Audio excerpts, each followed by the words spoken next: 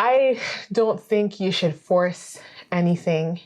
I think we also in today's day and age do a bad job of just submitting to the Lord. You know, if the Lord has only given you one, so be it. That's whatever the Lord's will is much higher and better for you than, you know, whatever you can imagine yourself or whatever research says or whatever, you know.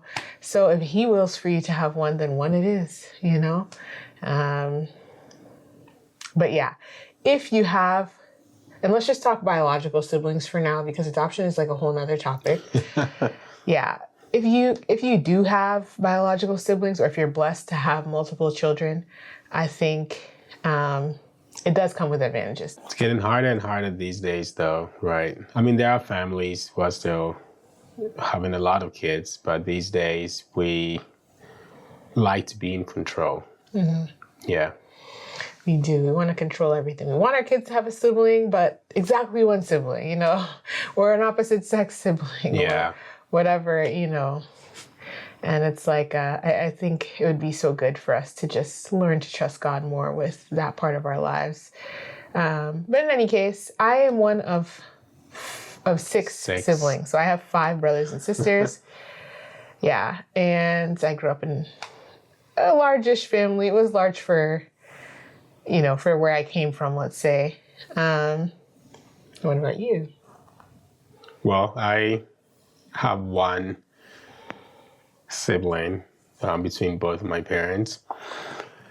And we didn't really grow up together until I think my sister was in high school when she moved to live with my mom and I. And she was even in a boarding school, so she was only home during the vacations. That's when we started, you know, working on our relationship. And through college, we became very close. So for the most part, I lived like a single child, like an only child. So I lived with my mom, and it was just the 2 of us. At some point, maybe 1 or 2 cousins. But yeah, I lived pretty much like an only child. Yeah. But now of course, you guys, I mean, you could go back and talk about if you want, like how you guys built your relationship. But since I've known you, you've spoken very well of your sister. You guys have a very close bond. And yeah, I see that you guys have a great relationship in spite of not having grown up together. We sure do. We had a lot of catching up to do, which we did. But once we got to know each other, you know, family's family. Once you create the right environment, it just happens, right? She's my sister. I always knew I had a sister. It wasn't like she wasn't a part of my life. There were moments during school breaks that I would travel to where she lived, and then we would meet.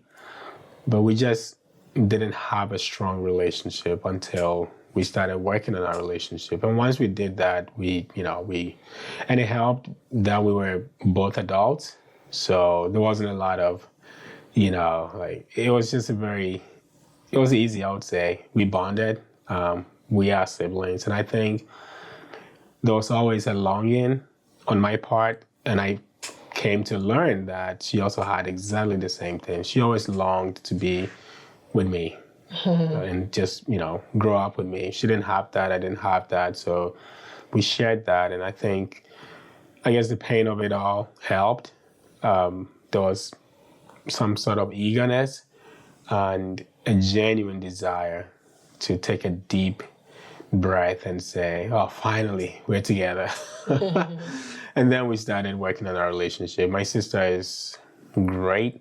A lot of first things I learned as a man. She bought me a lot of things. She really took care of me. I have fond memories of us just being siblings, you know, just going out, getting food, eating together. I can go into those stories, but generally speaking, we have a very good relationship now, and I love her. She knows that, and I know she loves me. Yeah.